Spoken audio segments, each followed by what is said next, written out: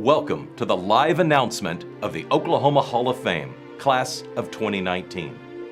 Today we are introducing this year's inductees as they are being announced inside the Oklahoma Hall of Fame and Gaylord-Pickens Museum. When you think of the amazing Oklahomans who have made such a significant impact in our state and across the world, it is hard not to stand just a little bit taller, smile a little bigger, and feel tremendous pride in the great state of Oklahoma. Good afternoon. I'm Mick Cornett.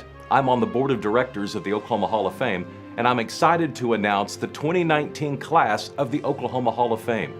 They'll be officially inducted this November. This is Oklahoma's highest honor, and these men and women come from cities and towns all across the state of Oklahoma. First up in the Oklahoma Hall of Fame class of 2019, we have James Day. James Day was raised in northwest Oklahoma in the town of Pond Creek.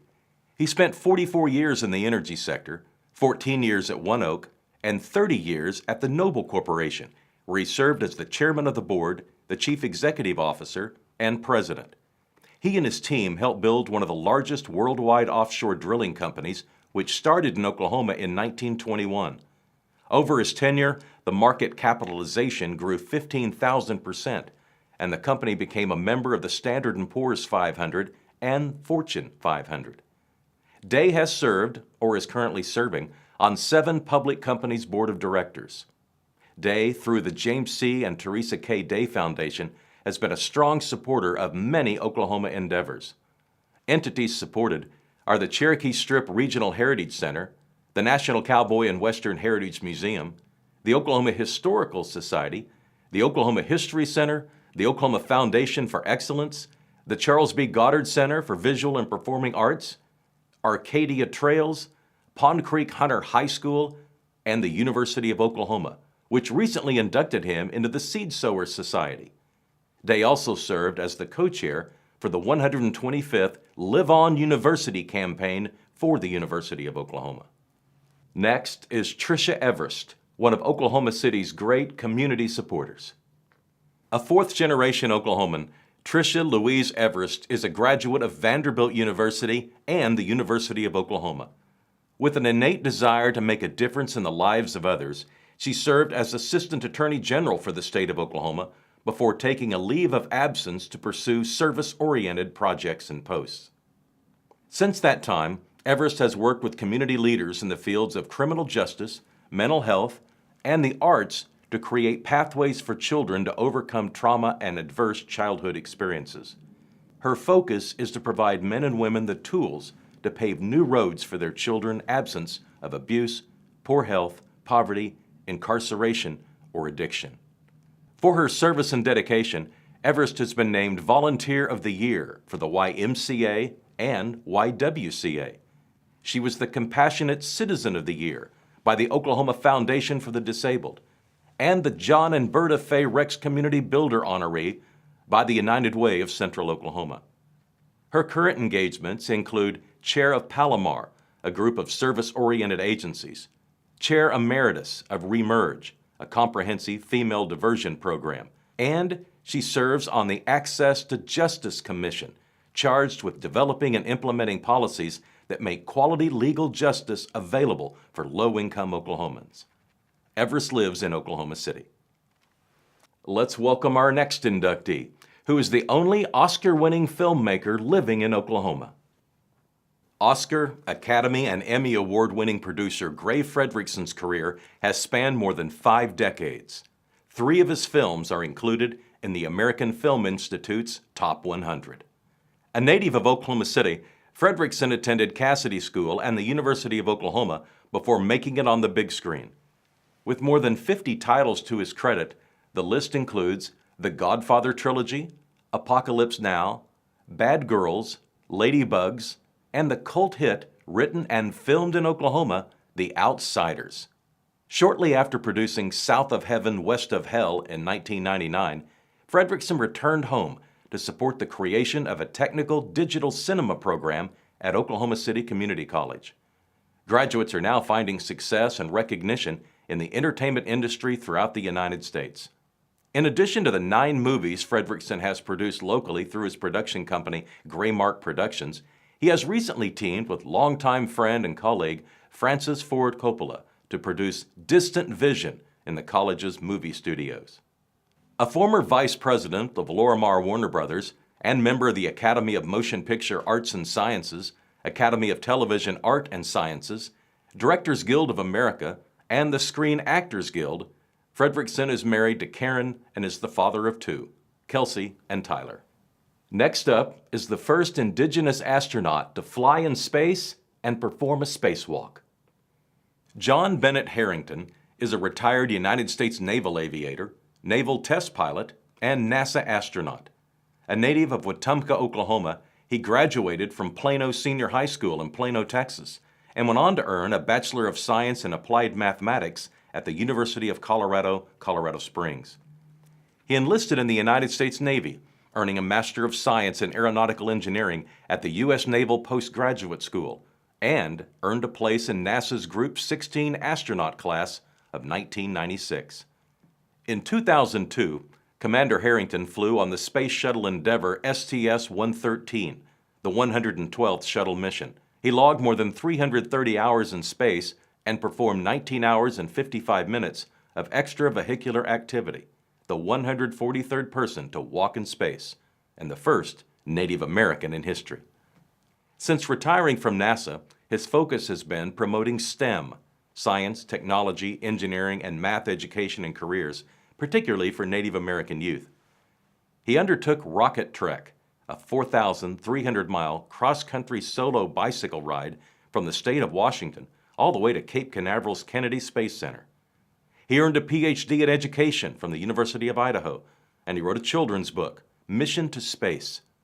He serves as judge advisor for Oklahoma Regional First Robotics and supports cultural and educational initiatives across the country. Go long! The following inductee has multiple Hall of Fame credentials. A native Tulsan, Steve Largent is an NFL Hall of Famer, former congressman, and CEO.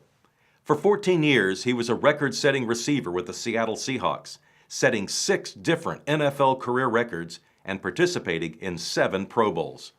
Off the field, he was named NFL Man of the Year for his community service. And Athletes in Action recognized him with the inaugural Bart Starr Award for serving as an exemplary role model on and off the field. Largent served 4 terms as a member of the U.S. Congress, representing Oklahoma's 1st Congressional District.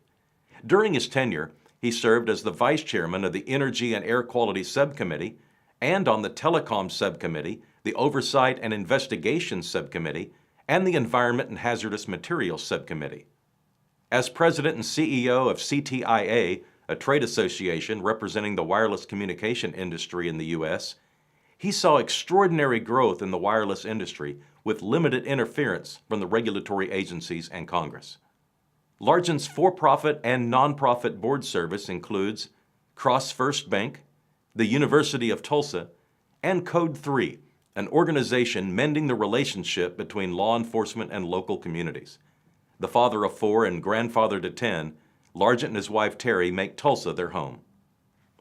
Our 6th inductee is John Nickel, certainly a passionate Oklahoman.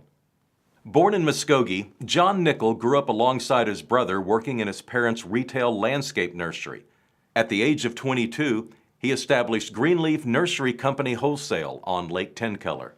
Today, Greenleaf is one of the nation's largest wholesale producers of shrubs and trees with locations in Oklahoma, Texas, and North Carolina. In 1979, Nickel partnered with his brother to restore a nearly 100-year-old winery in Oakville, California. It's recognized as one of the world's great wine estates. In 1997, under the brand Nickel & Nickel, the partners began producing 100% varietal single vineyard wines, and the following year, Nickel was named Entrepreneur of the Year by Ernst & Young. Because of his passion for nature, Nickel donated 14,000 acres to the Nature Conservancy to ensure the land would remain pristine and undeveloped. Nestled in the rolling Cookson Hills and overlooking the Illinois River, the J.T. Nickel Family Nature and Wildlife Preserve is the largest privately protected conservation area in the Ozarks. For his dedication, Nickel received the Nature Conservancy's first Oak Leaf Award and a Wildlife Stewardship Award from NatureWorks. Nickel lives in Tulsa with his wife Julie and is the proud father of 5 and grandfather of 2. Next up is a former youth minister, football player, and politician. Any guesses? Let's welcome J.C. Watts Jr. J.C. Watts Jr. was born in Eufaula to Helen Watts and Julius Caesar Buddy Watts. He graduated from Eufaula High School before being recruited on an athletic scholarship to the University of Oklahoma. After leading the Sooners to back-to-back Orange Bowl victories, Watts was drafted by the New York Jets, but opted to sign with the Ottawa Rough Riders of the Canadian Football League. After 5 seasons leading the Rough Riders to Canada's Super Bowl, the Grey Cup, and being named MVP, Watts returned to Oklahoma.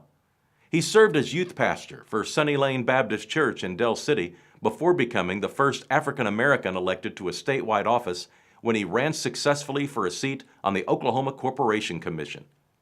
In 1994, he was elected to serve the 4th Congressional District of Oklahoma in the U.S. House of Representatives, and 4 years later was elected by his peers to serve as chairman of the Republican Conference. After 8 years in Congress, Watts became president of Mustang Equipment, the first African American-owned John Deere dealership, and he began writing. His latest book, Dig Deep: 7 Truths to Finding the Strength Within, was released in 2016. Watts is married to his wife Frankie and is the father of 6 and grandfather to 8. Our last inductee is receiving important posthumous recognition. We will celebrate the life's work of Chief Allen Wright. Allen Wright, whose Choctaw name was Kiliahote, was born in Attala County, Mississippi in 1826. Following the Treaty of Dancing Rabbit Creek, which forced the removal of the Choctaw, he immigrated to Indian Territory, settling near present-day Eufaula, Oklahoma, before relocating to Boggy Depot at the age of 13. Wright served as the chief of the Choctaw Nation from 1866 to 1870 and was an accomplished civic and religious leader. He made a significant impact on the Choctaw Nation's post-Trail of Tears, post-Civil War, and prior to Oklahoma's statehood. Chief, Presbyterian minister, diplomat, linguist, and rancher are all titles that are associated with Wright. The title he cherished most was Servant of Christ.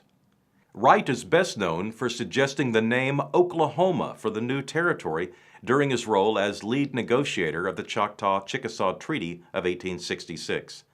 Other significant accomplishments include translating portions of the Bible from Hebrew to Choctaw and the creation of the Choctaw Dictionary, Choctaw Lexicon, for use in the tribal school system.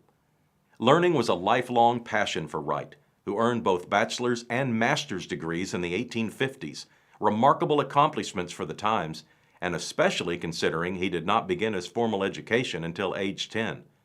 Throughout his life, he used his intellectual and leadership gifts for the advancement of his people. There is more to the story of the Oklahoma Hall of Fame.